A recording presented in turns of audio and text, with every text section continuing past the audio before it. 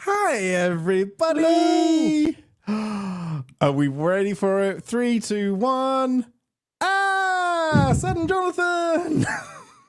You have an animated opening? I don't think I've seen that. Did you have that last time I was on here? No, that's a recent addition in like the last 6 months. I can't get them to give me Cheez-Its and they give you guys an animated opening. I see where the budget goes. The entire budget is blown on having awesome fans because Sci-Fi Brony is actually the one who made that intro for us. That's awesome. That is awesome. He's made one for every iteration of Star Trek as well. So there's a TNG one. There's even an Enterprise one. That's amazing. Did we not have the? No, I don't think we had them when Jonathan was on for Deep Space Nine. I don't remember. I just wasn't paying attention if we did, which I don't think so. That. Yeah, I think this is a recent thing. Hi, KC5GVK. Nice to have you finally at a live show. Danae did cut her hair. She grew a slight goatee, moved house, and lost her hair. It's the birthday present that we all want, really, is let's look like Jonathan. That's what I want for Christmas. Yeah. Are we allowed to say it's her birthday? Oh, yeah, we just can't say the age, right? We can say birthday. Yeah, we're not mentioning the age. Yeah. Somebody exposed her birthday she turned a couple 25 weeks back. Today. Oh, crap, I said it. Sorry. Ah, damn it, you said it. 25 again.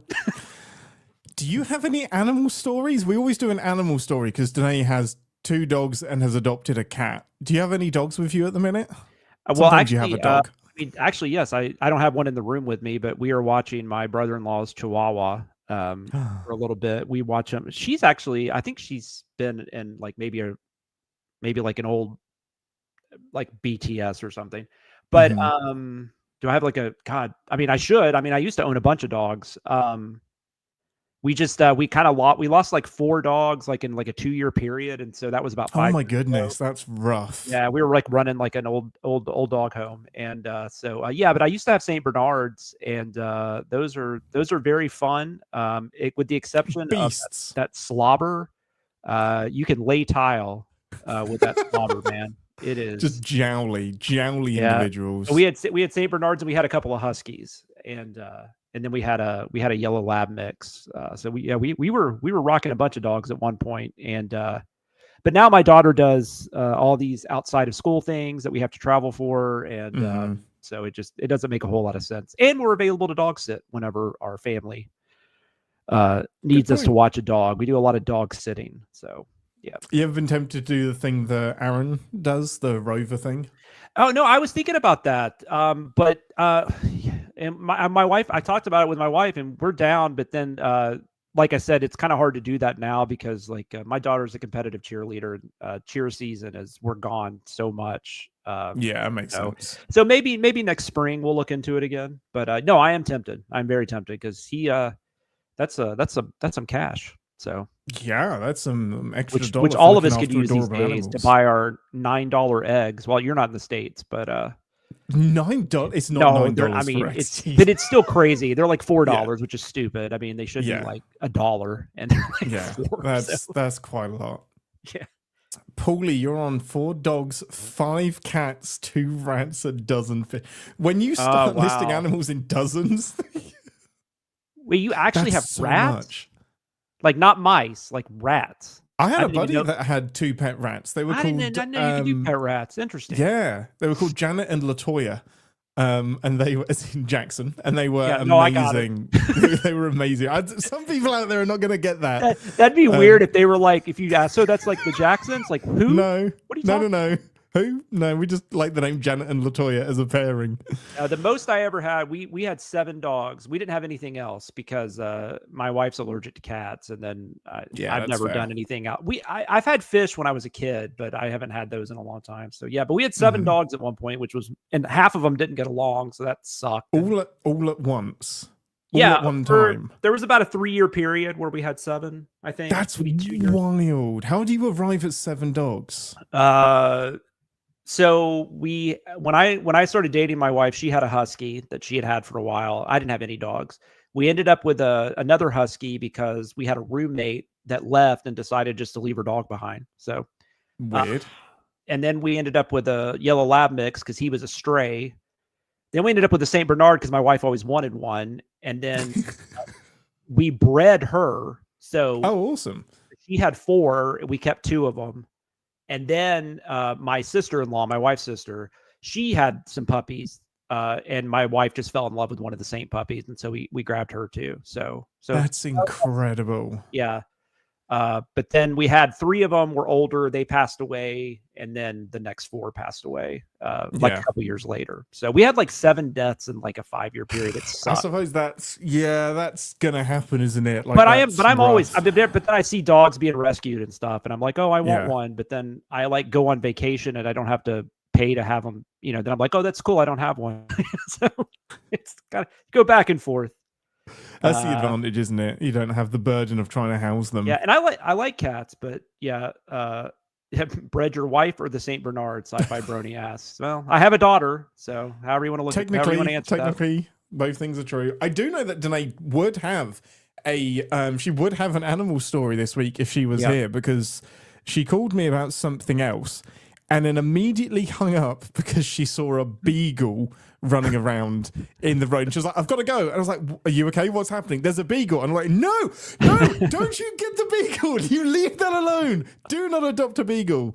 So I found out later that she spent about an hour with a police officer who was trying to capture this beagle. And she's great about that. She will stop and she will try and rehome that dog. She kept the dog for a few days recently, like in the last year, right? Because earlier this year she found it might have been a Labrador or something. I can't remember. But yeah, it was something that she homed for a few days and then reunited with the family. That's wild. But no, she did not end up with a beagle. She had to leave to, I think, pick up her daughter. So that's where her priorities shifted from beagle to daughter. Gotcha. Well, that's important. I do love me some beagles. Right. Polly says, by the way, before I forget, from Nick Jagged, who can't be here, I'm probably going to miss the live show today. I've got too much work to do. Well, that's excuses. Someone please make sure that the sin of repeating exposition at least 5 times annoyed the crap out of me. This will shock many, but this is the only episode of Lower Decks I will give 1 pip to. This is officially my least favorite episode by a lot. Nick, it's wild that you're not here to defend that. I know. I want to hear more about that. Fascinating. I want to know why this episode disappointed you so much. I guess we'll talk about it. That's interesting. We'll get into our thoughts. But yeah, that's really, really interesting. Nick, feel free. I am here for you, my friend. Email me as many thoughts as you want. Get them out. Vent yourself, because the episodes that we don't like, Nick is like, you bastards, that was amazing. Like, Nick is the Lower Decks apologist defender. I can would see say that with this show. Like, I can see that with this show, though, because people like different characters and all that kind of stuff, and different humor, and some people like when it's less humor, and so I get it. I don't know if you have as much solidarity with some of these as you do with like TNG and stuff, but I could be wrong. Man, I don't think anything unites people like TNG.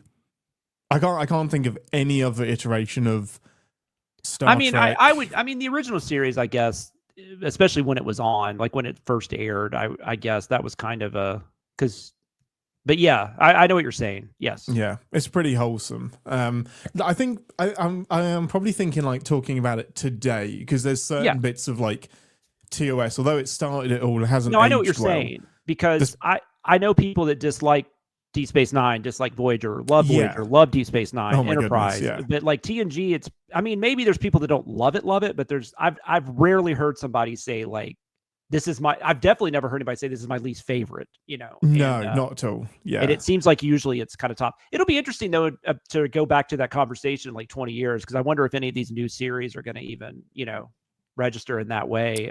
Maybe Starfleet Academy, maybe, I don't know. I hope so. I'm really excited about that one. So yeah, I mean, I really am. I mean, just with the cast and just like the vague synopsis, I'm like, okay, this is like TOS in the future. I can kind of see the logic of doing it this way. Strange New Worlds, I think, is the one that's going to age the best in the future. Probably. I think that's going to be looked back on with a lot of love. I think DS9 could take Discovery could take 10 to 15 years until somebody rewatches it and is like, you know what, it wasn't so bad. Like, it has some like big swings that you've got to respect. When I tell, but my mom was actually, because she's watched all the other ones, but she hasn't watched Discovery, and I think the problem with Discovery for me is that first season is rough. In my opinion. Yeah, I think, and maybe I'll go back and rewatch it sometime if I do, and maybe I'll like it more. But I had a really hard time with that first season, and I think I was so starved for TV Trek. That lasted for a few episodes for me. I know what you're saying. Yeah, that carried me, and just how good what's his name, Captain Lorca,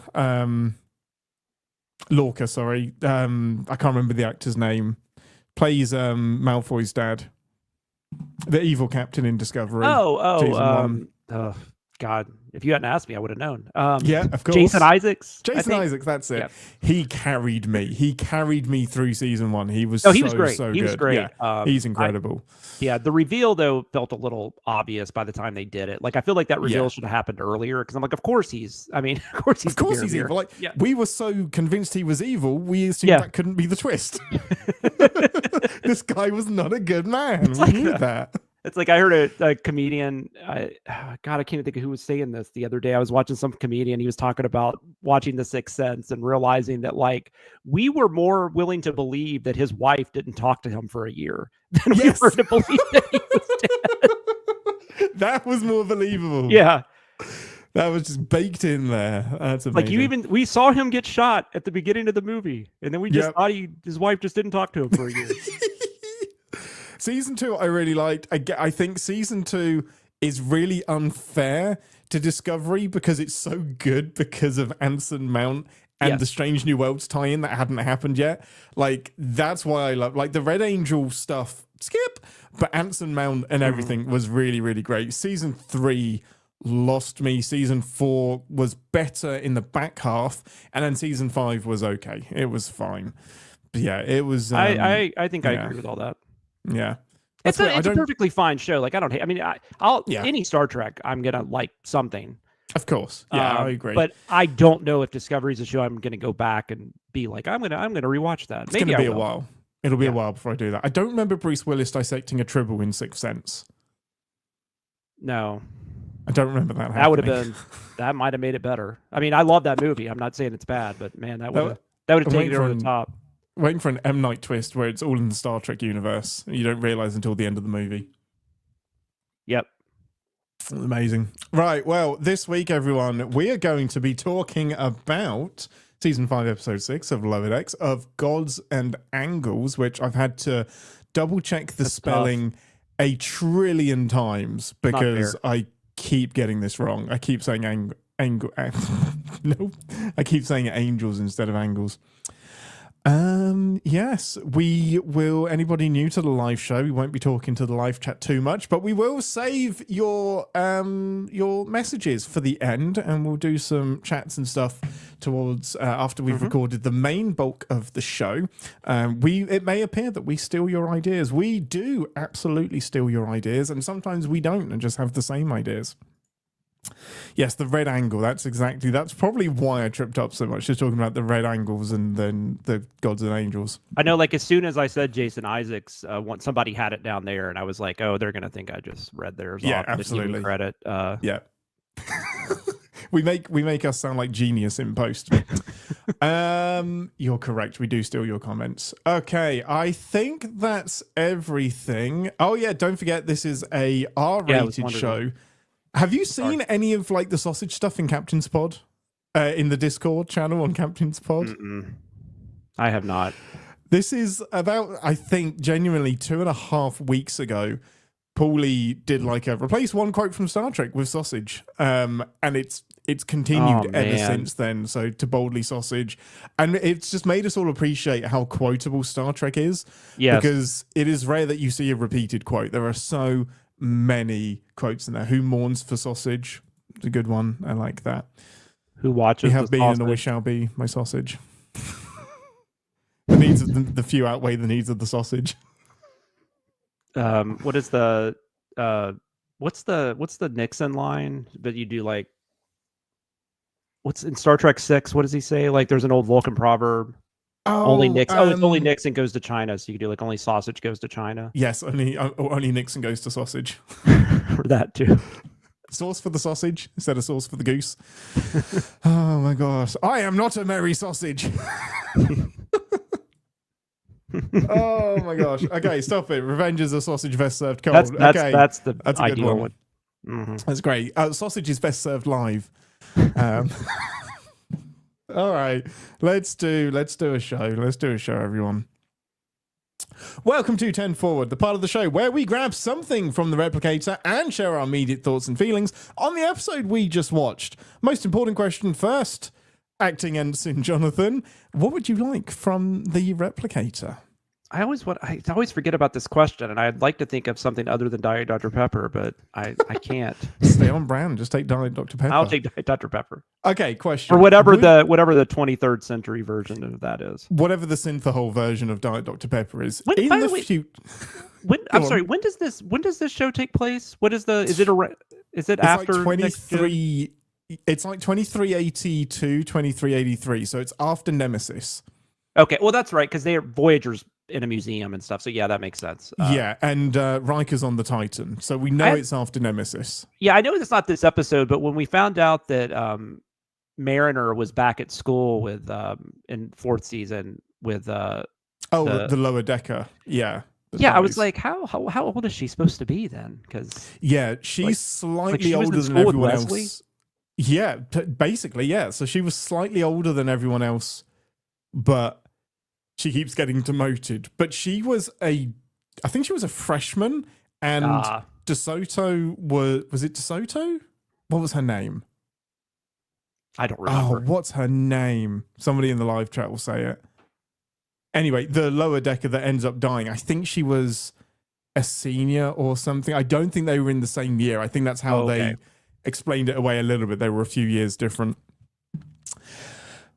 Desulu? Damn it, I cannot remember. It's going to bug me so much, and the live chat hasn't come to the rescue. Okay, are you talking about the TNG episode of Lower Decks? Yeah, the Ceto Jaxa. That's her name. Yeah, there we go. Thank you. My gosh, Wandering Winder to the rescue. There's a lot of names to remember. Anyway, I'm sorry I got us off track. That has nothing to do with this episode, but that was a question I had when I was watching over the last few days. Yeah. She's slightly older than you would expect, but not as old as you might assume. But as much as she's gotten demoted that many times, though, like promoted and demoted, obviously she's been around for a minute. So yeah, that makes sense.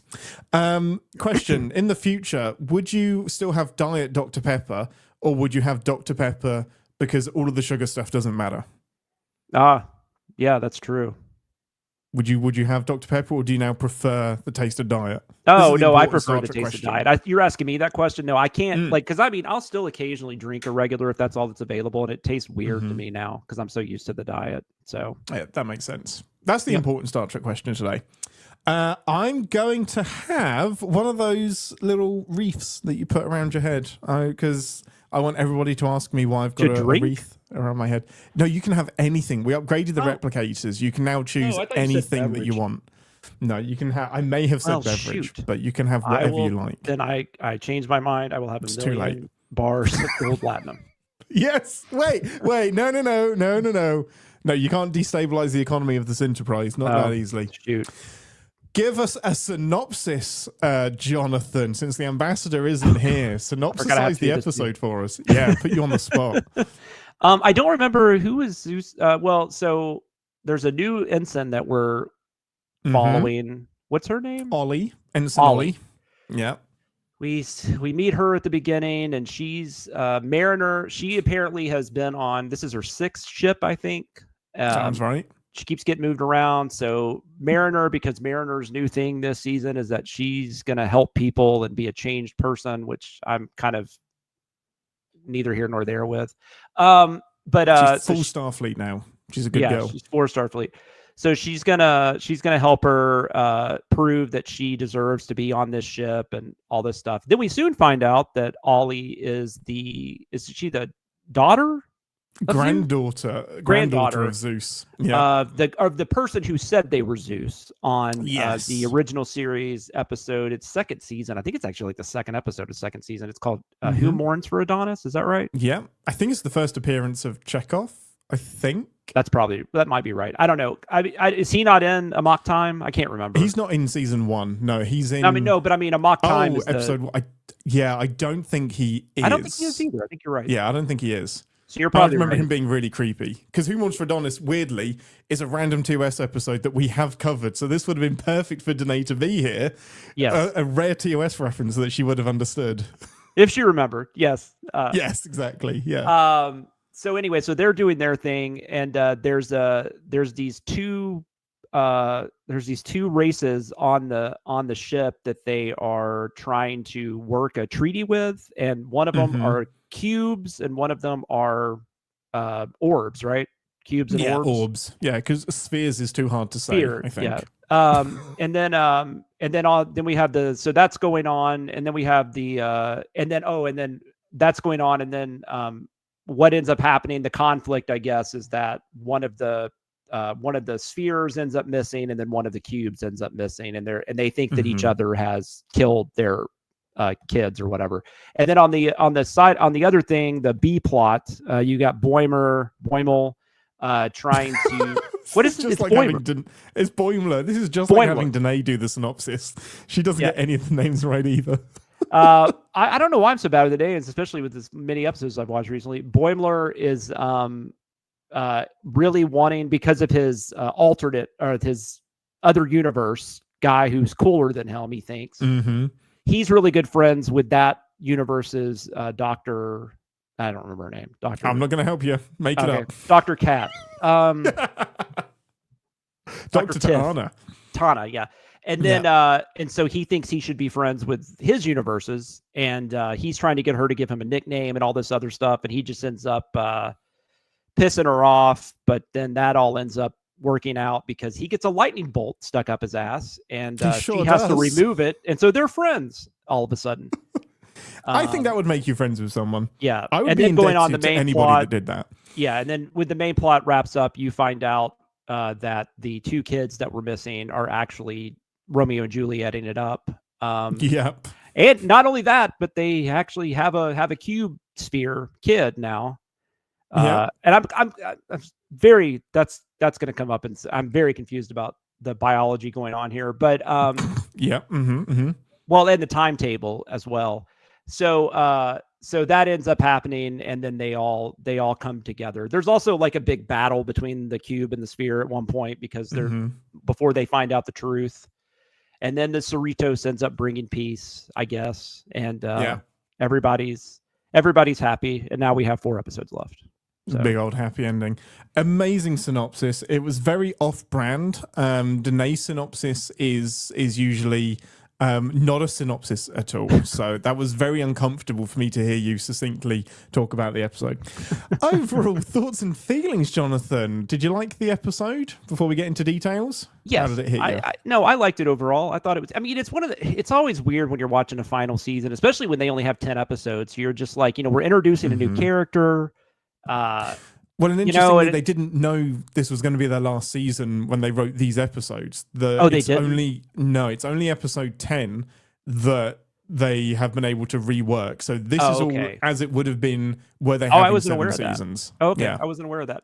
So yeah, so but regardless, I mean, you're watching it. But yeah, so I know they didn't do that intentionally or anything. They still might have done that anyways. But exactly. You got stuff like that. But I mean, that's not. I mean, that this is the story they're choosing to tell. I think it's one of the better episodes this season. It was very enjoyable. Like both the A plot and the B plot worked, which that doesn't always happen. So overall, I liked it.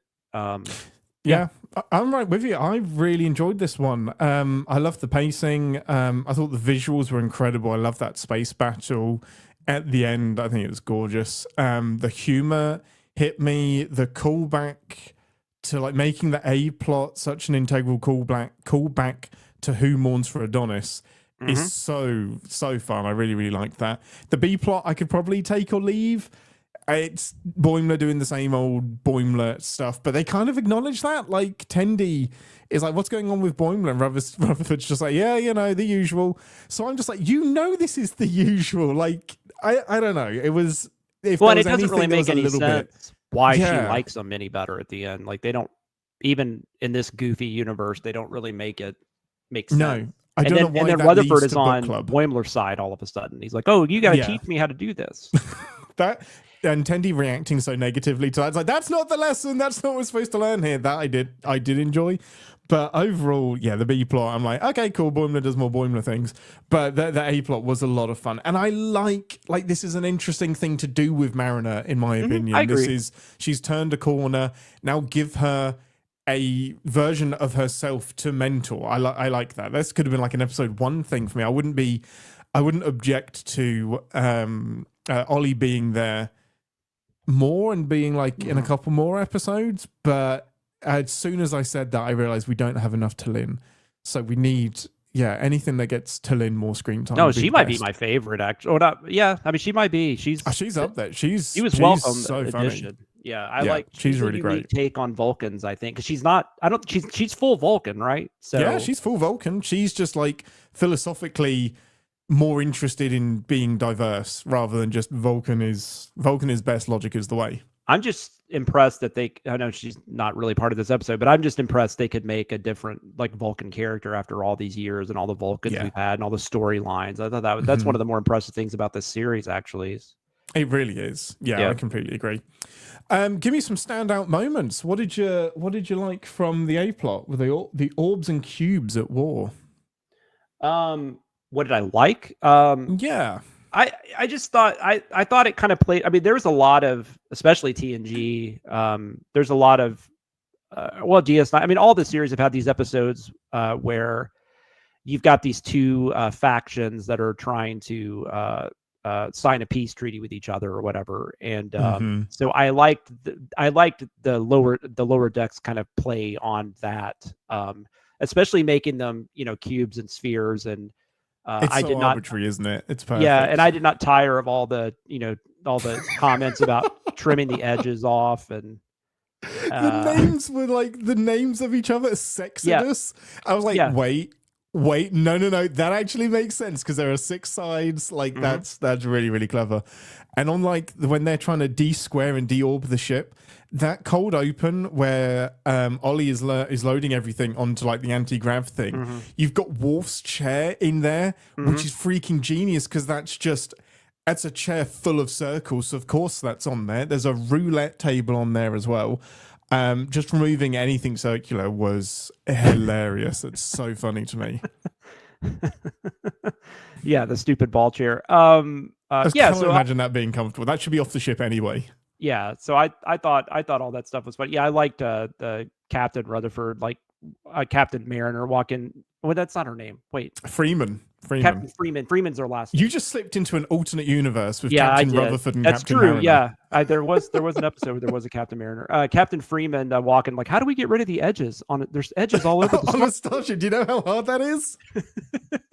That's so great, and it's what Star Trek does best as well. It's the allegory stuff. Like the things that make us different are so like they don't matter and they get in the way of such things. Like it's just no one actually cares whether you're a cube or an orb, but that's the thing that they're digging into and that's their tribe and that's the difference they have to overcome. So it's fun to reduce that down to its most basic thing. I mean, TOS did it a little bit clumsily with the aliens that are like half white, half black, and then the other side are inverted. So it's a similar sort of thing, but just a little less heavy-handed than that one. Well, I mean, in the 60s, I think that was probably a little more. It was a little more subtle, maybe in the 60s. I don't know. Maybe not. Perhaps. I mean, perhaps. And maybe you need to be a bit more heavy-handed in the 60s with everything that's going on back then. For sure. What? So I always love a diplomacy episode as well. We quickly figure out that a murder has been done.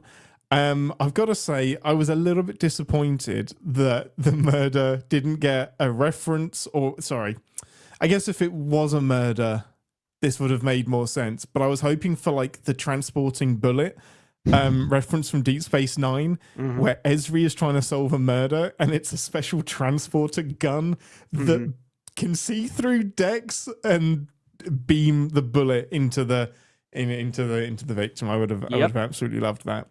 They do mention Dixon Hill though, so that was Dixon Hill gets a shout out. That's like the third or fourth time that Dixon Hill has been mentioned as well. So somebody really likes that.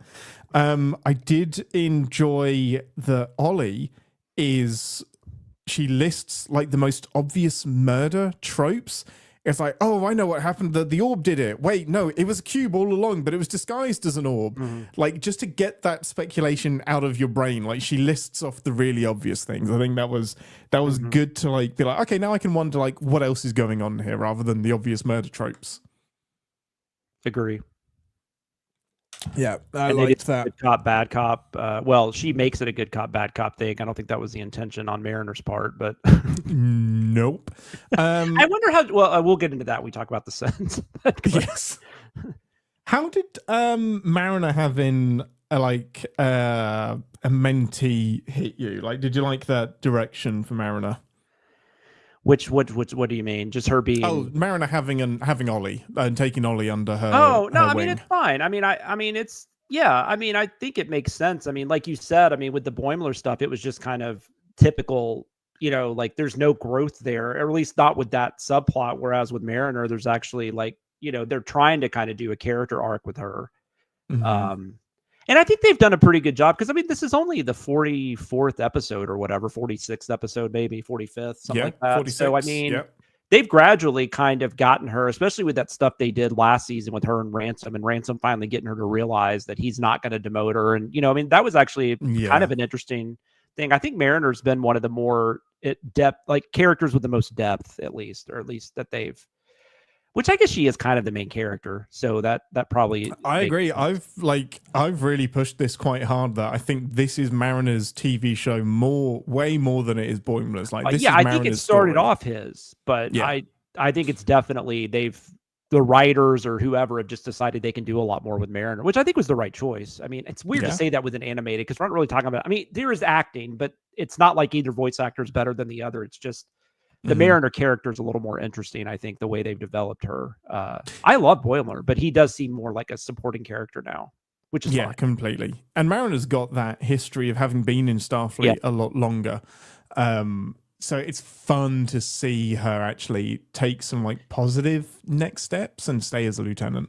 I still, though, like one of the biggest sins of this series is I just can't figure out how she's allowed to work with her mom being the captain. Like that just makes no sense to me. Like I don't think there's many conflicts of interest. I can't imagine. I don't know, but maybe Starfleet would be they know this will totally work. But because someone knows about it. Like she's hiding like in name only. Like she even calls her mom on the bridge now. Like they Oh yeah, because this I guess she still held like some kind of pretense, but yeah, she's pretty out and out with it. Anything else from the episode that you wanted to shout out? I guess I don't like we talked about. Fun. Yeah, I mean the B plot was still kind of funny just because I mean it's hard not to laugh at some of that. I loved when Boimler decided to start cursing at her because he thought she would like that, and then she flipped out and yes. I mean that's pretty predictable, but it was still kind of funny. Just bleeps. I don't know. I can be so low-hanging fruit with humor sometimes. Like slapstick gets me, and like censoring beeps get me. Like more than swearing itself, having the beeps come in. I agree. Kills me. Like not hearing it is so much funny than if we'd actually heard all of the swears, which they can totally put in the show. They fuck all the time. Yeah.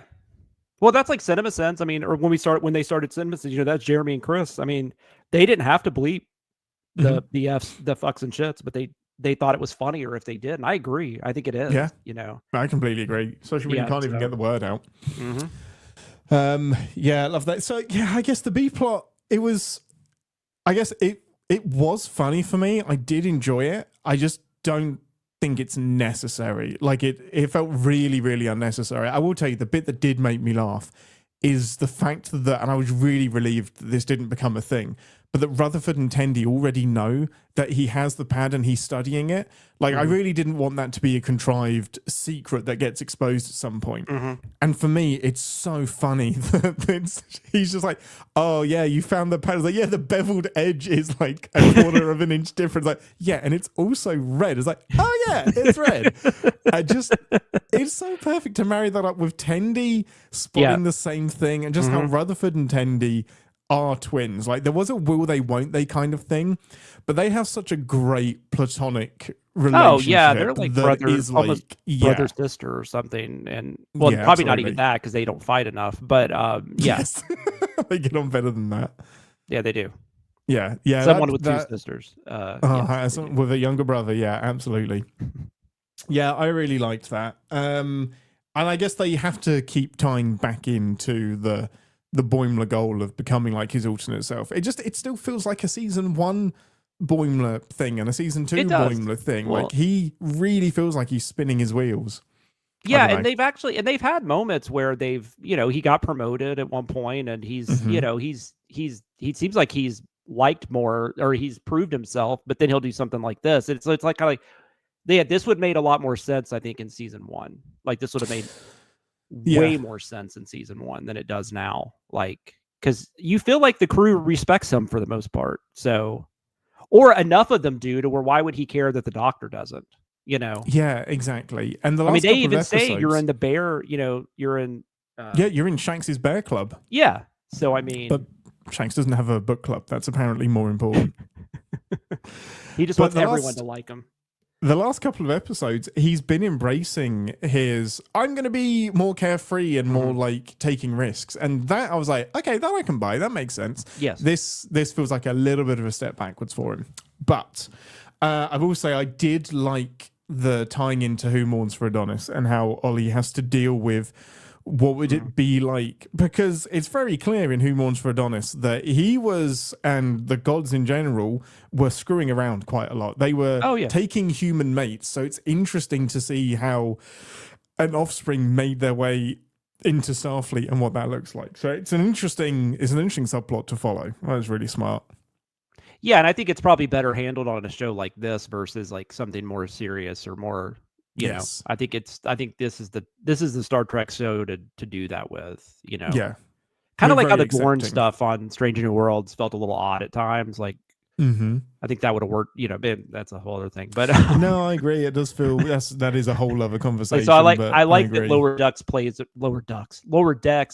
around with, like, only Lower Decks can make the Pac-Leds a villain, like a threat. None of the other shows could have done that. Not with their tones. You could have a live action, more comedic Star Trek show for sure. I mean, but they're going to. Oh, they are? Yeah, there's a live action show that's written by the person that voices Mariner, Tawny Newsome, and it's going to be set on a Risa-like planet, and it's basically pitched as a comedy. So it's going to be like a sitcom? Yeah, it's going to be like a sitcom on a pleasure planet that has to deal with the issues of being an alien pleasure planet. So yeah, I love that idea. But we do digress. But yeah, you're right. I think Lower Decks is the perfect place to explore these what ifs. It is like Marvel what if, but still in canon and without bending too much. So yeah, it's the perfect little bed to do all of that. Exactly. Any references that you caught before we move on to some scenes? Anything that stood out reference-wise to you that you're like, oh, that's really cool? I think we mentioned most of them. I mean, we mentioned Dixon Hill. Obviously, Who Mourns for Adonis, Mm-hmm. Worf's Chair. I can't think of anything we haven't mentioned. Did you have anything else? Yeah, the deepest one, and I'm not gonna lie, I had to Google this, like I think the rest of the internet probably did, but Boimler shouts out Ronald B. Moore. Oh yeah, wasn't that As just a play on Ronald D. Moore? no, that's what I Oh, thought as well, but I Googled it just oh, in case, and you're not gonna. This is insanity that only Lower Decks can do. So Boimler, the context is like, oh, I thought you like practicing your stand-up routine like Ronald B. Moore. Ronald B. Moore, the human being, is a visual effects person that was like big in like TNG and Voyager and the movies. He did like a lot of the holodeck episodes. I think he had something to do with the Borg as well. But so there was he a was B. like, Moore and a D. Moore? there was a Ronald D. Moore writing, but before him there was Ronald B. Moore doing visual effects, which is I didn't know that. crazy. But the reference itself, do you remember the episode where Data is learning to do stand-up on the holodeck? Oh, yeah. Is that the one with Joe Piscopo's in it? Uh-huh. Yeah. The character he's playing is called Ronald B. Moore. Oh. So he's a comedian called Ronald B. Moore in honor of Ronald B. Moore, the visual effects. Yeah, is that the B plot in Outrageous O'Connor? Is that? Yeah, that's okay. Yeah, great memory. That's the B plot for that. Yeah, I remember that, but not Ronald B. Moore. But yeah. No. If I knew, maybe I knew there was a Ronald B. Moore and I just had forgotten. I couldn't like, I can picture the comedian, and like buried in my mind, I knew the comedian's like real life name, but I couldn't remember the comedian that Data summoned. And just that's an awesome reference. That's really cool. Yeah, that's a really great pull. And I just, again, it brings up questions how Boimler knows this shit, but I guess he's a famous comedian. More famous than I gave him credit for in the TNG. Yeah, I think yeah, they always know like these. I mean, even Mariner knows a lot of stuff, and you're just kind of like, why would she even have that information? You know, like why did she care enough to have that information and stuff? So yeah, I guess she is a nerd. She just acts cooler, I think. Yeah. The one other thing I wanted to mention was that I really liked the animation of the space battle at the end when the orbs go crazy. They turn into the giant orb and the giant cube, and Ransom's like, they're turning into a giant shape. Oh, it's just a large cube and a large orb. Turns out they have no imagination. But the laser beams and like the panning around the Cerritos as the fight happens, I once again love how this show is animated. I do too. I don't know, because especially watching a bulk of it in a few days, I really like. It's got a unique like color scheme to it. I don't know. Yes. I don't really know. I don't know enough about animation like specifics, but like even like little things like when they're in engineering, like the light, the colors when the I guess the lights are reflecting off the warp core and all that stuff. Like it changes the color on the character's face constantly. Like they do like really like little things like that. Like they keep, that's interesting to me because I don't think most shows would do that. No, I love it. Yeah. Yeah, so, I think they put a lot of attention to detail into it. It's fun to see how like it's evolved over the seasons as well and like improved in quality. But yeah, love that. I'm a sucker for a good space battle, and that was a really fun one. Yeah, and they take advantage of the fact that they're animated and they can kind of do whatever they want. So that's always cool too. Yeah, you can have like crazy aliens. You couldn't really have spheres and cubes fighting and like on TNG. I mean, it would look bad. You could, but I think when you have that in live action, it looks ridiculous. That's why they always what I'm saying. Yeah, that's why they always save that reveal for the end. Like the humanoid thing would always turn into a ball of light at the very end. It was like, oh yeah, that makes sense. You couldn't have had a conversation with a ball of light the entire time. No. Yeah, I mean, a pretty plot light episode, to be honest. Like, we didn't get any mentions of like the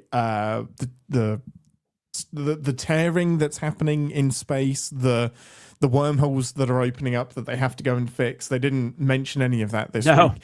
Did you have any theories, having watched it all back to back? Is there anything that's springing to mind about what you think the wormholes are? Well, no, because I mean, that's like, in season 4, I never would have guessed it was, Nick. Was the big bad, nor did they give you even a hint that it could be. So no, I assume that's what's going to happen here. It's going to be some random. It's going to be like, I don't know, like some like fistful of datas is going to factor in or something. I got That would nothing. be amazing. Just pick it's got to be something massively obscure. I'm updating my prediction that it's going to be Nagilum from Where Silence Has Lease. Oh my God. And that's a season, I think that's season God. 1. I mean, that would be something they would do. It would be incredible because like Nagilum was a face in a nebula basically and would play tricks on everybody. Yeah, that's a wild episode. And eventually, I think they're trying to convince everybody to kill themselves, and Picard refuses. Something like that. Anyway, that's been a long time because that's season 2, right? I thought it was season 1, but I'm being reliably told it's season 2. It feels like a season 1 episode. It's one of the early episodes of season. It might even be like the second episode of season 2. Yeah, it's very early, but it's definitely a weird episode. But Nagilum would be just one of those incredible pulls that Lower Decks would come up with. And I'm saying it now because I will look godlike if it ends up being Nagilum in episode 10. Oh my God. No, I mean, I hope it is. That would be great if it was like somebody like that. Or it's Okana. Well, Okana has come up twice now. Yeah, he's come up. Okana has appeared in Lower Decks and in Prodigy, which is weird because in Prodigy, I think he looks older than he does in Lower Decks, even though they're in a similar timeline. I don't remember what episode it was this season 2 where they had that random thing where the girl, she was like they had been in a month of hell. They were talking to those people. Yes, that's and they were like only a month. Yeah, only a month. That's the Intrepid class that got shrunk down to live inside the cube. Yeah. Oh, that's so good. Nagila makes perfect sense. I was just trying to think of something because they do a lot of TNG. I was trying to think of something that could be from one of the other series, but I have no idea. Nagila's as good a guess as any. Think about the Traveler. Without the Traveler would be too. I don't think they would do that because that's actually the Traveler is actually kind of respected in a way. Like I think that's a pretty reasonable storyline that people like. Nagilum Nagilum's like the Howard the Duck. Yes, exactly. And that's what Lower Decks does so well. It pulls out the derided stuff God, you're and probably gives it right. new life. It's going to be Nagilum. I'm calling it now. All right. With that, before we head into some sinning, give us some pips. How many pips out of 4 are you giving this episode? And we can do half pips. You can do half? Yes, we can. Out of 4, I'd still probably just do 3, I think. Yeah, I'm with you. 3 pips. I was solidly entertained. I think it's solid. Yeah, there's just not much to talk about really plot wise, other than Mariner being a bit more of a mentor. Thing. I mean, I might go up to like 3.25, but I can't quite get to half. I said halves, not quarters, Jonathan. I know. That's insane. You can't do quarter pips. That's ridiculous. That would be okay. Ridiculous. With that, let's head over to engineering to do some sins. Oh shit! You know what I didn't do? I didn't do the banner. Here we go. There we go. Have a banner, everyone. You can have that one as well. Look at that. Oh wait, hang on. You can have one of these too. Warning. Warp core collapse in 10 seconds. Red alarm. Red alarm. That's the best. Okay. That's so funny. I thought about making that my ringtone or like one of my tones. Oh, perfect. This is the part of the show where we re-engage our sin brains, remind ourselves that no TV show is without sin, even our beloved Star Trek. Guests may go first. I might be talking out of my ass, but I've always wondered this with Borg cubes too. How are cubes aerodynamic? Like I don't understand how that. I just think that makes that's like the worst design. My answer would be things don't need to be aerodynamic in space. I guess. And this is like a bean. It's not a ship, but it just that same thing dragged. But I will say that was kind of a joke. But can I say something else real quick, or do you want to go? No, you go for it. I'm confused. I always get confused, how I can't ever figure out exactly how serious the Cerritos is treated within the Federation, because a lot of the time they're like, they give us the worst jobs, but then they're negotiating like a peace treaty between 2 species. Like that seems like a pretty important job for this doesn't feel like Second Contact. This is like important, a galactic war, basically. Yeah, exactly. I mean, especially when it comes so either there'd be other ships there too, but I just don't know. So I just seem like it. like I understand sometimes they get themselves involved in situations that they weren't supposed to, but something like this, I'm just like, why was the Cerritos even assigned this? But I don't know. I mean, they don't even try to explain it. I mean, the obvious, the TV show answer is we need fun things for the Cerritos to do, but the in-universe answer isn't given. Like, this does seem way too important. And if anything, if you grade them differently, like these aliens, you're in danger of offending them because it's like, oh, we're not good enough for the Enterprise to come and debate our argument that we're having. You sent the California class to look after us. Like, you got to be pretty diplomatic with who you're sending on these missions. So yeah, I'm completely with you on that. I might be talking out of my ass with this one, but Ollie said that she was Freeman said that Ollie's most recent ship was a whole crew of former Maquis. That seems like a bad idea. Yes, it does. Very much so. I mean, maybe that's prejudiced. Maybe that's not fair because it's been a while, but it's only been a few years. Hasn't been that long. It seems like something the Federation wouldn't do. I mean, if you especially consider, like, if this is all canon, like, they treated 7 of 9 like crap when she got back, and I mean, and I guess the former Maquis members were treated okay, but I don't know. I don't buy that. Yeah, I don't buy that the Federation would have. Yeah, not an entire ship. And there's no need for it. Like, there's no need. Yeah, that too, yeah. Like, no one's asking for that unless they're having a specific mission which is, like, based on helping Bajoran refugees or something, or, like, reuniting Bajorans with Bajor. Like, they would have to have such a specific mission. But then how did Ollie get on the ship? Because she's not Maquis. No. So it's a ship full of Maquis plus a demigod. Like, how she ended up on that ship, like, there's an entire, like, sub-series there that needs a proper explanation. But again, the idea, it's a throwaway joke, but when you do a throwaway joke, I'm gonna be asking questions about what that actually means in the universe. That's one of the biggest issues. I mean, Voyager just kind of got around that really quick because they finally just, we're not going to bother with explaining how these people work together and all this stuff. Everybody gets along after 6 episodes. Basically, yeah. I mean, B'Elanna punches poor Buddy in the nose, and then by the end of the episode, is head engineer. Head of engineering.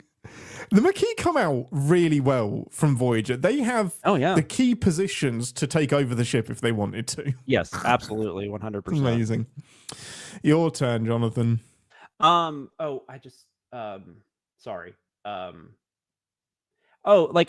thought it was odd that Ollie, right? Is Ollie? Yeah, Ensign Ollie. I have a hard time believing that no one knew about that she had any powers. Like, that just seemed really, I mean, they know who she is, and it doesn't seem like it takes much for her to accidentally use them. So I have a hard time buying that after 6 ships, something hasn't occurred. Something hasn't been put in her record. They didn't make her come forth with stuff. Like, they didn't have a way to scan her or figure out. Yeah, like I don't know. Scanner. Yeah. Something. I have a hard time. Like, they would have her biology, and I mean, she would have had physicals and stuff like that. Maybe you can't find powers that way, but I don't know. Something about that just felt a little off. Like, it felt a little convenient. Well, and the reason she keeps getting shipped from ship to ship is because things keep melting around her, and like electrical problems keep happening. Yeah, and no one thinks she's apparently just taking the blame for it and just keeps telling people that she's breaking things and that she's clumsy, I think, is what we're supposed to believe. But I would put some pieces together that the granddaughter of Zeus plus electrical problems means powers. Like, this I think we know she's gonna have powers, so making that like a twist seems silly. Like, that she could have just, like, I have a hard time controlling my powers, that's why I keep getting moved around. I mean, that would have made more sense, but whatever. I didn't even feel like a twist to me, and I think it was meant to be a bit of a twist, but I was like, I just assumed you had powers. Like, I didn't believe you when you said you didn't have powers. She tells Mariner she doesn't, so I think that's why I'm saying they were trying to make it like a twist. No, I agree. Yeah. I think it was supposed to be, but I never bought it. No.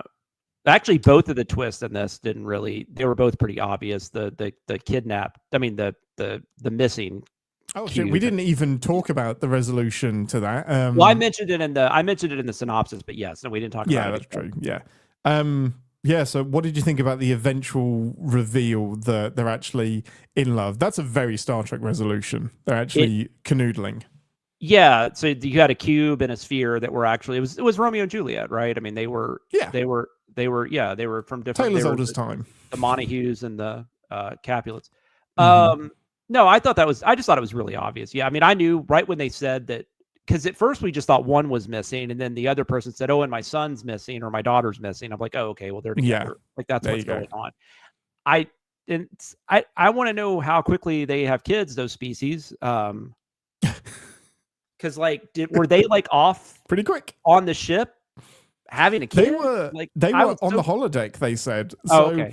I have so many questions about this. Yeah. They were hiding on a holodeck, having crazy rhomboid, orby sexual shenanigans. So apparently nobody could scan for them. Nobody could just run an internal scan and find the orb and the cube. Nobody checked the holodecks and thought, everyone's on duty. Why is the holodeck running? But yeah, and then they apparently in a short amount of time, cross-species created a child. Yeah. And didn't need a doctor or anything to deliver the baby. No. I don't even think they need kids, to be honest. I know, yeah. I thought energy beings were just energy everywhere. Yeah, I don't know. Squarion, wasn't that the kid's name? Something like that? Square. It wasn't as much of a merger as I thought it was. Oh my gosh. Sorry, I'm going to shout this out. Phil in the chat says, fitting a square peg in a round hole. Yes, that's how they made the baby. Yep. It's amazing. Yeah, all of the sins about how energy beings are making metaphors kids. Needed. Nope. I had a silly sin, which was mini tractor beam tech. Hasn't come very far since Wesley made one in, I think it's season 1, The Naked Now. Yeah, it's like episode 2 or something. Yeah. Or the first episode after the Farpoint. Encounter at Farpoint. Yeah. He makes a portable tractor beam thing that works pretty well, and we've only made it slightly smaller, and it still doesn't work in the following 15 years. I'm disappointed by that, Jonathan. He didn't get credit for that either because he was a kid. They took that. Oh, 100%. Yeah, he would just sit in the corner and say, adults, and just be fine with someone else taking the credit for it. What a dick. Well, he was hanging out with Ashley Judd. He was doing all right. That's fair. She can take the credit. I bet she took the credit for it. That's going to have Ashley Judd's. Was it Ensign Leffler? It's going to be mini tractor beams by Ensign Leffler. I think that's right. Amazing. Your turn. What else did I have? This was dumb, but I thought it was funny. The kid Squarion or whatever asked for juice, and I was like, how's that work? Do you need to consume things? How do you know what juice is? You guys just eat pizza and drink juice? Yeah. What's going on? And how do you know giving them juice was bad? It should be much harder to accidentally hyperspray yourself with a brand new anesthetic. Yeah. It should nope. That he shouldn't be able to backflip and that accidentally happen and receive no consequences from it. No, it's like he fell in that needle pit in Saw 2 or something. Oh God! Thanks for the immediate shudder. It's every time I see, but I volunteered for that shit. Huh? She volunteered. Amanda voluntarily did that. She's not even in the trap. Well, she didn't want to get pushed. Oh, you're saying no. for the twist. I see. Overall, she volunteered. Yes. Yeah. She did not, exactly. I thought you were saying she jumped into the thing. I was like, no, she was definitely thrown. She was 100% thrown. Yeah. Yes, but yeah, she did volunteer. But yeah, I can't think of. That's the only thing I think of when I think of needles now is that stupid scene because it's like 100%. Yeah. It's great. It's crawling through. Anyway, but this is not the Saw podcast as much as I would love it to be. That's amazing. Anything else? Do the gods have procedural shows that they watch? Because she knew how to do the bad cop thing. She sure did. And and then the Rutherford thing at the end. Aren't him and Billups close? Like I thought that was weird that he's like, I've got to go impress Billups. Like, how have you not already impressed Billups? Like, yeah, they're like besties. I guess it's like he's going to change tactics to try and impress him even more, but he should be going after somebody like Ransom or something like that, somebody he's not familiar with. Yeah, because him and Bill, because that one episode, he's just like, hey, can I get Pip back for doing that thing in the past? Sure, here you go. Exactly. I mean, so can I retroactively get promoted? Yeah, of course you can. But I think that's just a problem with that B storyline. Like we said, it just didn't. Like they were kind of talk about forcing a square peg into a hole or whatever. they were forcing. Like we have to have a B story, and sometimes it's just like, nah. I mean, it's okay. Like it's in it. Yeah. It's not. Well, I guess the actors do still get paid based on if they're in the episode because they're voice actors. But I don't know. It's like with animated, I think you could be a little more free with that kind of stuff. But But you've got so much that you can explore. So I think I get frustrated because there's so much you can explore, and we're recycling the same Boimler stuff. Like I want to see more with T'Lyn. Yeah, as an obvious example. Or maybe have them. Maybe their subplot is they're searching for those kids that are missing. Something that makes sense. I mean, that just seemed like a weird sub. All of that seemed weird. Like it just didn't fit with anything. Yeah, massively unconnected until a lightning bolt connects Boimler, which is pretty funny. Forcibly to it. Yeah, it's pretty hilarious. I love that. I think Dr. T should be fired or at least put in the brig for incredibly assaulting an officer. Like, oh yeah, absolutely, literally mauls him. Like, okay, she's probably like healing him and then scratching him up again and then healing him and then having another go.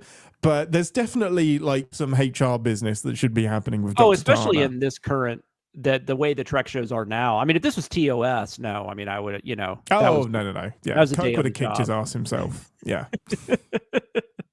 That's just all part of the. McCoy should have been sued so many times for harassment and just gets away with all of it because he's McCoy. For sure.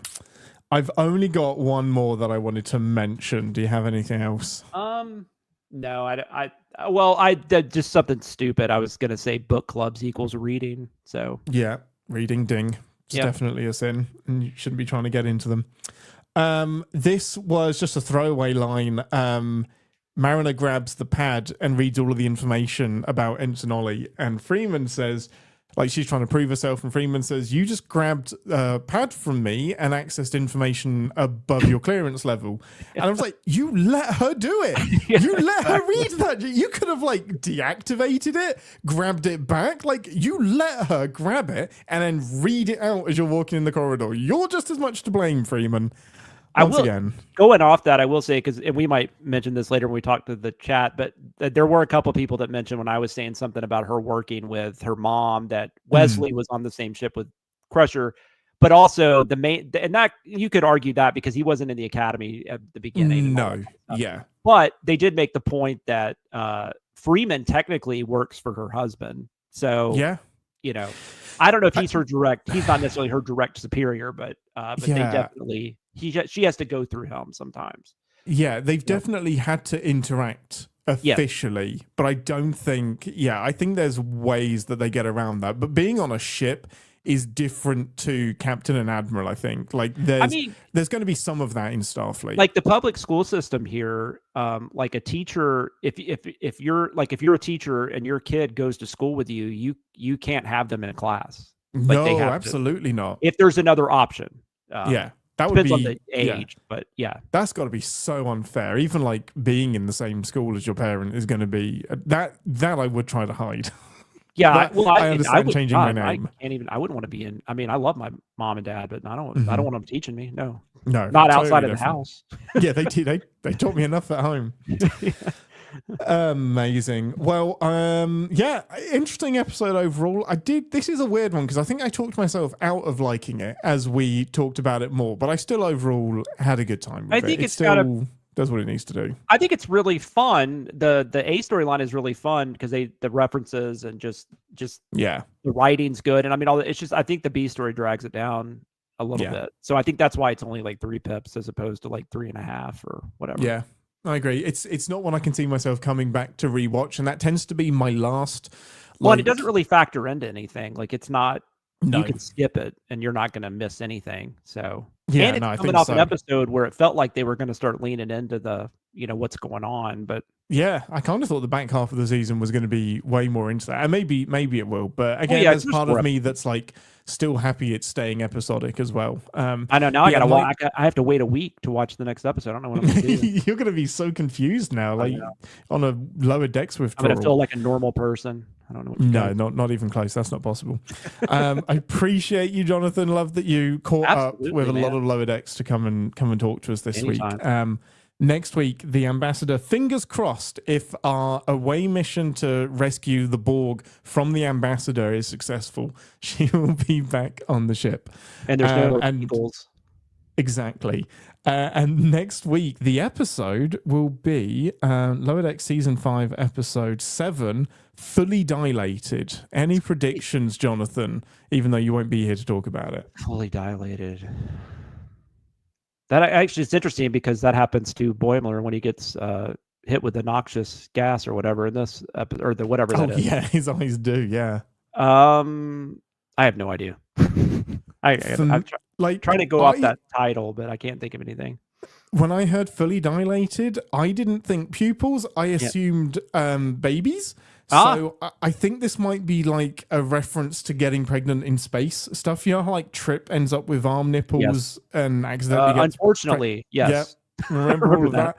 I think someone on the ship is going to get accidentally pregnanted, and they're gonna talk about that. That makes sense. Yeah, that makes sense. Maybe it'll be the doc. Maybe Shax will get the doctor pregnant. Oh, that would be perfect, wouldn't it? She's been hiding. Child pregnancy episode with the doctor. Oh wait, we've actually had a cat pregnancy episode with Spot, who we thought was a male cat, but ended up being a female cat in Genesis when Spot had kittens that turned into lizards. Didn't Spiner hated that cat, right? When that it wouldn't surprise me at all. Yeah, wouldn't surprise me. He was a diva. I mean, there was multiple Spots. That cat kept changing, which is not surprising. Maybe it was just one of them then. He liked all of them. There was one specific Spot that he didn't get on with. Oh boy. With that, thanks for listening, everybody. If you want to send us any messages, email us captainspod@cinemasins.com with any predictions or anything you want to send us that can be put into the form of words or pictures, actually. Join our lovely CinemaSins Discord and join our lovely Star Trek community, discord.gg/CinemaSins. And until next week, I'm Captain Ian, and I've forgotten what I was going to say. I'm Captain Ian, and I know I shit the bed, but I deserve a chance to change the sheets. Oh, is this? It's just a bigger orb and a bigger cube. They're not creative at all. Live long and prosper. Yay! We did a show, everyone. Yay! We talked about my other one was what angle trickery is this? That was my other. The angle puns and the orb puns. Like this would have been a great one to have Aaron on for as well. He would appreciate all of the puns. I guess that was Ransom because it was off screen, but Ransom was like, oh, they could turn into anything they want, and it's like it's just a bigger orb and a bigger cube. Doing the big climax. One thing I forgot to mention was that the strange thing for me is that big glowing cube is in the trailer. And I was like, oh, of course, because it's a cube, I assumed the Borg. And I'm like, this is some crazy because they haven't really had the Borg, right? No, other than like there have been hologram Borgs, but there hasn't been like real Borg, other than the Borg ship battle in the opening credits. Yeah, that's never been a thing, right? Which has never been a thing. Man, that might be another good prediction that we actually see that battle happen in episode 10. The Borg don't really make a lot of sense on this series, though. Like that. I mean, that hasn't stopped Star Trek in the past from bringing the Borg into a finale. But you're right; it doesn't make sense. I mean, I feel like they can make light of it, I guess, but I don't. The Borg just feels a lot darker. It feels a little bit like if you bring it in, you're gonna rather than like raising up the Packlids, you'd be bringing down the Borg. I think you got to be careful with who it is. Thank you, Lloydie. We love Jonathan. Well, how did we get onto that? Yeah, that's so I assumed that this was going to be like maybe a throwaway future Borg like plasma cube ship. So it's always interesting to pick cubes as your shape when it's so intrinsically tied with the Borg. Like triangles would have worked as well, I guess, but maybe there were less puns with triangles. Well, and I thought they said Q at first, so that threw me off. I was like, wait, what? I was like, oh, it's Q. You're negotiating between the Q and so that would be insane. That would be amazing. Paulie in the chat said this is quite fully dilated. Could be a reference to the rifts that are opening. Absolutely, because you have a fully dilated rift. That wouldn't surprise me. It would be weird if they resolved the rifts 3 episodes before the finale. That would be interesting. I would think they usually do like the second to last episode, right? Isn't that usually when they? Usually 9 and 10 are the ones where you get some kind of resolution. I'll be interested to see how it changes, knowing that season 5 has some wrap-up work to do. But they don't. But that's the thing, because I think that's the thing that kind of like TNG season 7 more than I guess because DS9 had that whole war thing going on, which was a positive and a negative at times. But TNG, they just kind of felt the need. They had to there was like I didn't need to know what happened to the Traveler. Like that wasn't, you know.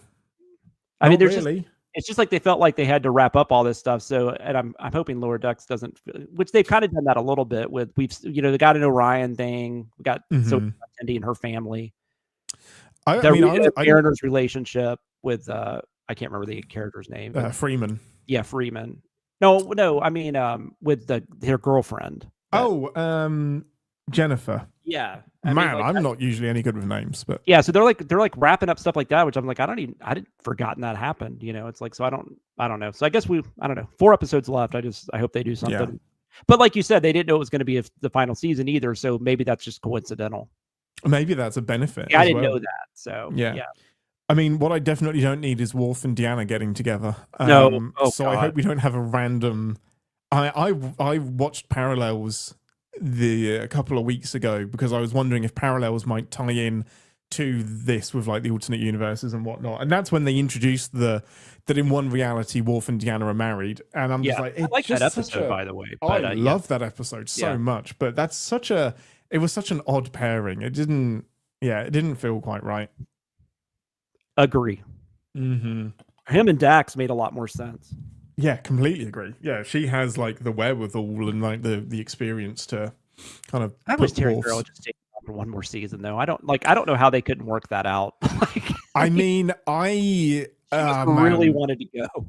I think she really. Wait, did she really want to go, or was it how she was being treated? I don't remember. Yeah, see, that's what I'm saying. I don't remember. Yeah. And I don't even know if I've read much about that. If I have, I don't remember. So maybe there was something going on, but it's just like that sucks. I'm just saying it just sucks that she couldn't be on that final season.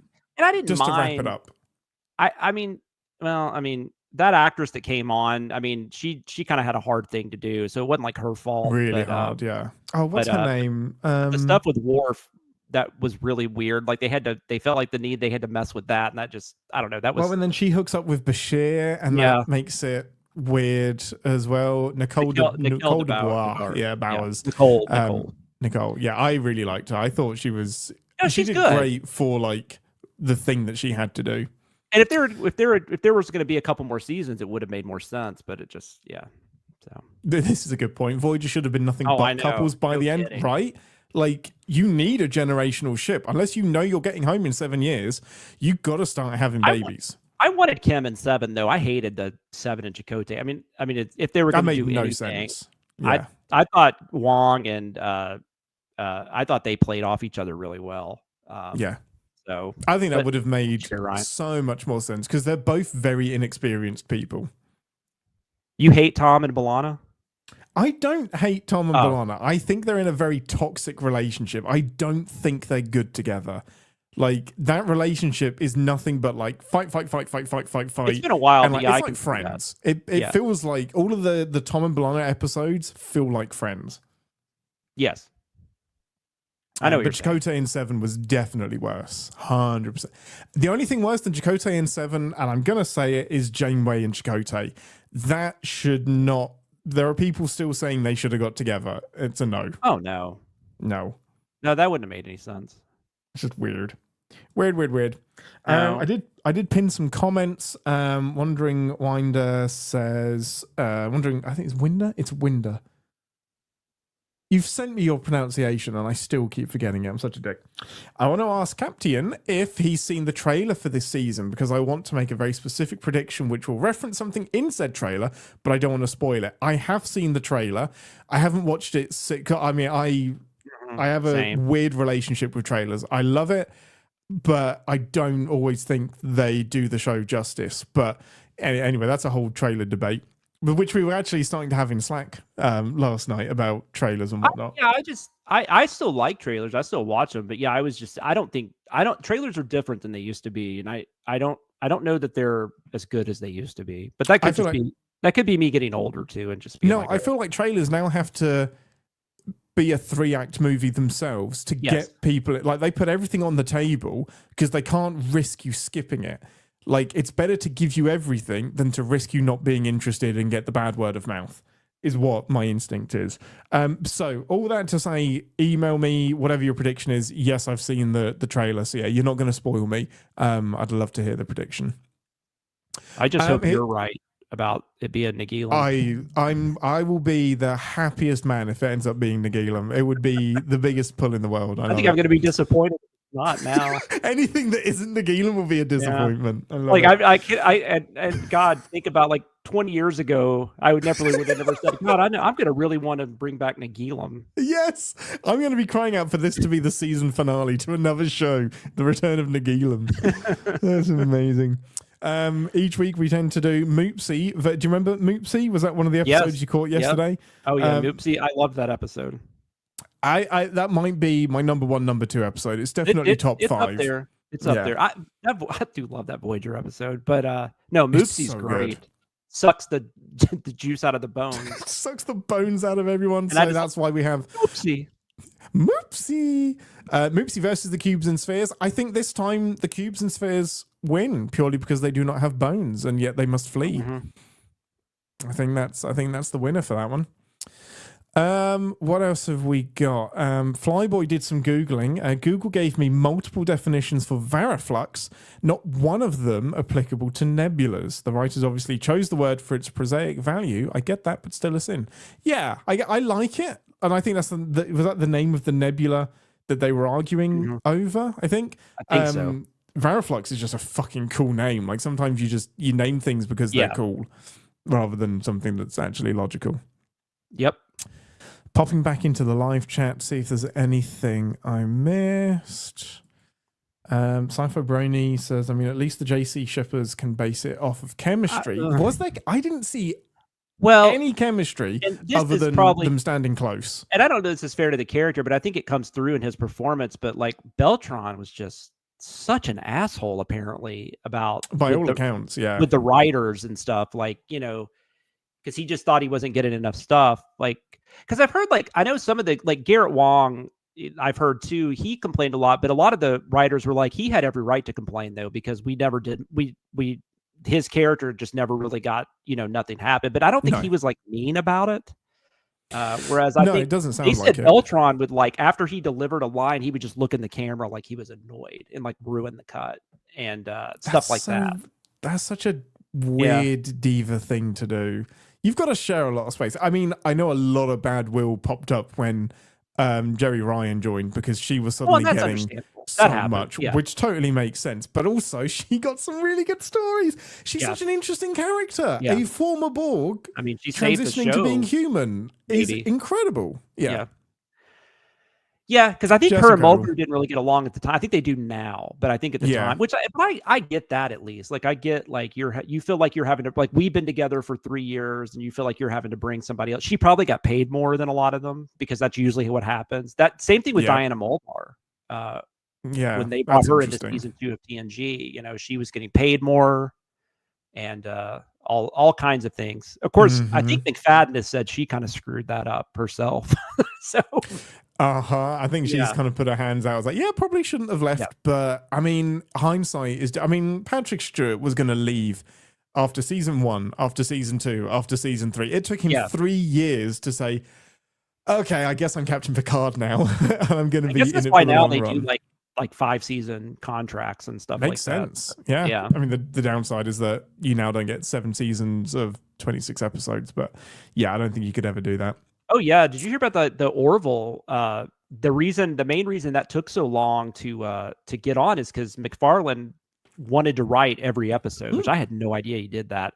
But a lot of the actors, they couldn't do anything else because even though they technically were allowed to, like other shows wouldn't want to bring somebody on that could be taken away at the last second because of a of course.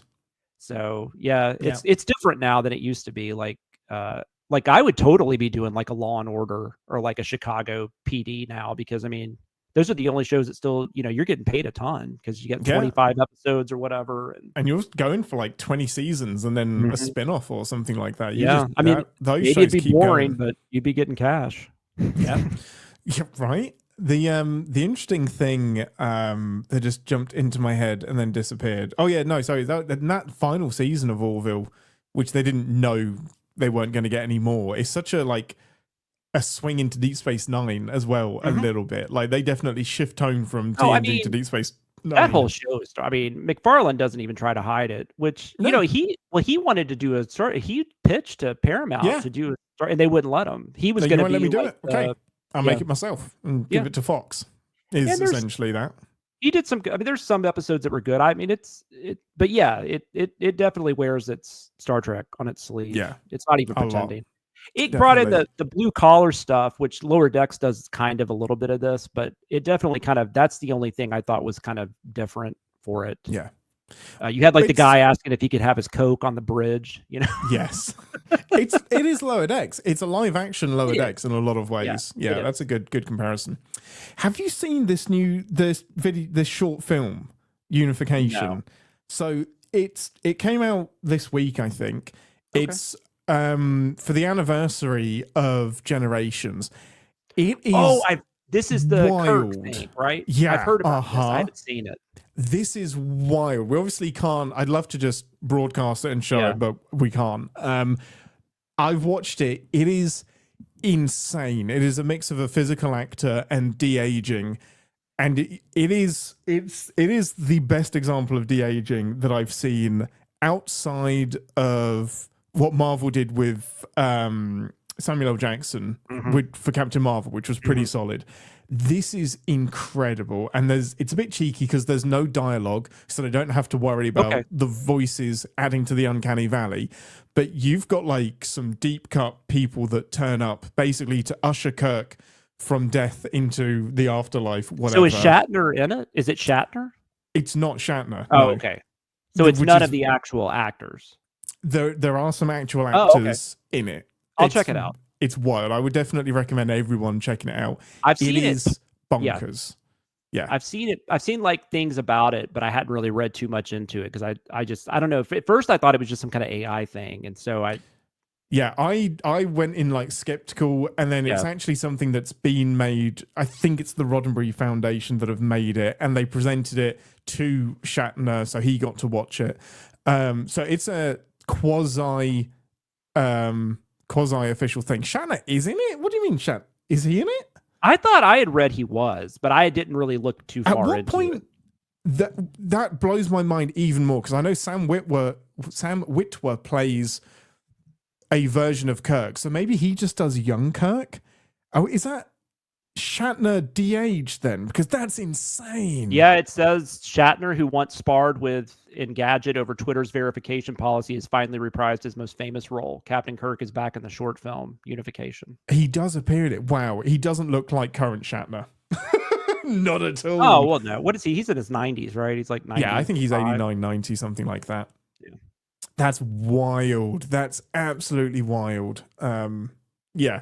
Really worth watching. I'll check it out. If nothing else, it's a feat of technology. Oh. Flyboy had another sin. Given that the last of the Olympians went with the wind in Kirk's time, then most of them, including Zeus, went well before that. Apparently, they've come back to occasionally congregate. Yeah, that's a good point, actually, because it's Adonis that Kirk bumps into. Zeus disappeared before that. So, but I guess it depends on how old Ollie is. We don't really know how old she is and when she joined Starfleet. She may not be the same age as Mariner. True story. Apollo, of course. Sorry. Yeah. My bad. Let's have a look. Sci-Fi Brony says Boimler obsessing over the pad being red, indicating it's from an alt universe. When we've seen red pads before, notably Geordie would often have one in TNG. That's a good point. Yeah, early seasons of TNG had red pads. Good catch. Wouldn't be quite so weird. They might have even been referencing that, so who knows? Yeah, that's a good point. They just continued with the red ones. We talked about marinating Mariner's things. Wandering Winder says, Dag Nabbit, this whole episode is very much similar to the plot of that Wesley Tractor Beam episode in some ways, although this is much better. Yeah, I'll give it that. This is better than Naked Now. Yeah, I can see some comparisons there. Naked Now, Naked Now was one when it came out, like I thought it was fun, but as an adult, like having seen it several times, I probably just watched it too many times because it's not great. But just that first season's not very good. It's a little bit cringy. I mean, there's a moment that gets me every damn time, and it's Brent Spiner when Data's completely smashed, and he goes to lean. And the way he holds that lean and just hits the deck is hilarious. It's great. Such a great bit of physical comedy. One of my best friends who were both Star Trek people, we grew up watching it together. We always did the Picard laugh when he's talking to Crusher. It's like, so funny. Doctor. Yeah, Doctor. God, it's so Doctor. So good. Because it's like Patrick Stewart. It's like, I know we've only had him in Encounter and Farpoint, but having that episode against how serious Picard is for the first 2 seasons, it's hilarious to see him act like that. Yeah, and Will Wheaton's actually not bad in it. Like for what he has to do, he's pretty convincing. And I agree. And that started the whole like how many times can this kid save the ship before they send him off? And it's like episode 2, right? Yeah, it's like episode 2. They already have him saving the ship. Poor Wheaton though, man. Knowing now, like all those like hate mail he got and stuff, and that's insane. Oh, it sucks. It's just the internet wasn't even the internet back then, so people suck. It's not the internet. People it's almost worse because that took time. Like you had to get paper and write all this stuff down and mail it to them, and it's like you gotta really care. Yeah, I never minded him. Like I mean, he wasn't my favorite character, but I never thought like this is stupid or anything. You know what I think it is? It's honestly, I think it comes down to a bit of jealousy. Like, like the TNG people, they wish they could grow up like Wesley on the Enterprise in Starfleet. Who doesn't want that? Flyboy says, Sin, why does no one ever listen to Tendi? Very true. Oh, I know. The most capable and level-headed of the main 4, just because of her annoyingly bubbly nature, it's beyond me. Listen to the Mistress. Completely agree. I do too. Because they listen to Rutherford. Overlooked. Yeah. And Rutherford agree. I mean, Rutherford's usually just as weird and out there and goofy. Yeah. Only getting Talin for one scene. Completely agree. I hope she gets a big redemptive redemptive episode at some point this season. That's fun. Yeah, she was Radiera and Jack Quaid's quadrillion. I love that they reuse the actors. That's fun. What else have you got? One last one from Wandering Winder. Finding Quadrillon's computer could lead us to his attacker. You just established this in the previous scene with these characters. It can't have been more than 2 minutes ago. Yeah, there was some repeating evidence that popped up and repeating revelations. It wasn't a solid murder mystery episode. True. In all honesty, it was missing a transporter gun for the most part. And one final message. This is a solid reminder. Next week's live show is Saturday, not Friday. We're still going to nail down the exact time. It'll be 12:30 with plus or minus an hour. It'll be something like that. Because Friday, the day after Thanksgiving or whatever. Yeah, Thursday is Thanksgiving for you American people.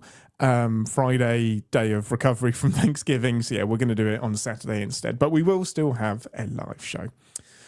So keep on Saturday for the fans, you guys. That's it. That's how much we love you guys, and Lower Decks, to be honest. But yeah, I'll update this in StreamYard, so you'll see it in if you go to the CSPN live channel. on YouTube, you'll see when the next stream is going to go live, and I'll update it in Discord as well when I know more. But my wife, funny story, my wife's like, she always like at the beginning of the week, she's like, so what all you got going on this week? Because we sometimes have to figure out stuff with like picking up our daughter and stuff. I was like, well, this week I mostly just have to watch like 3 seasons of Star Trek. She's just like, it's the weirdest job. I was like, your job is so weird. It is. That reminds me, I recently watched all of the Halloween movies. Yeah, you did. Start to finish. I decided that was fun. Tick them all off. It was so fun to binge them all in one. Literally, I got through them all over the course of a week, and then I'd like report in on like the work Slack and just be like, "This is what I thought." And it was so fun to talk to you, Jonathan, about them because you have such a great like knowledge of the Halloween movies. And Jeremy chimes in when I get to like the 6th movie, and he's like, I had no idea we were sinning these. And I was like, no, I'm not sinning. I'm not. I mean, we have, like, but he talks about ones he's seen. I'm like, you've seen these? Like, I don't even expect he had an Jeremy opinion on the second Rob Zombie one, I think, or both the Rob Zombie ones. He had an opinion. Yeah, I think the only ones we haven't seen now, we haven't seen Curse of Michael Myers, which is part 6, because we have sent H2O. We haven't sent Resurrection. Correct. And I don't think we've sent Rob Zombie's H2. I don't think. We've seen the first one, but I don't think we've sent. Yeah, we haven't done the second. We haven't done the H2O sequel, and we haven't done the Rob Zombie sequel, and we haven't done Halloween 6. So there's 3 left to do. Yeah, because we did all the David Gordon Green ones. So yeah, exactly. Yeah, Jeremy was like, I can't believe you're watching all of these and you're not writing on them. And I'm like, shut up. I'm doing it because I'm a completionist. Next year will be Friday the 13th. Okay, I'm just gonna get through all of the franchises. That's fun, man. Yeah, that's what I've decided to do next year. I'm going to get through Friday the 13th. That is probably the most consistently just goofy. Some of those Halloween movies are really boring. Like, that's the thing about Halloween is like some of those 100%. Yeah. 5 and 6 are just turds. Like, they're not turds, but they're just a bit slow. Yeah. There's probably more. There's Halloween films for the most part. There's better quality, I think. Yeah. If you were comparing, they take themselves them a bit more seriously. But they almost take it too seriously at times. That's why we have like 4 different timelines, and it doesn't make it. It's just like, just make a Halloween movie, guys. It's not a big deal. Or don't. It's fine too. Stop making them for a while. Yeah, that's it. I'm fascinated by what they're going to do next. Yes. That's crazy. Well, that was fun. Thanks for joining, Jonathan. That was an absolute blast. Everybody, we will see you next week. Apologies to anybody that can't make it on a Saturday. You can still catch the live show over after the fact. It'll be straight up on YouTube. Love you guys. Have a good week. Have a great Thanksgiving. And we'll see you later.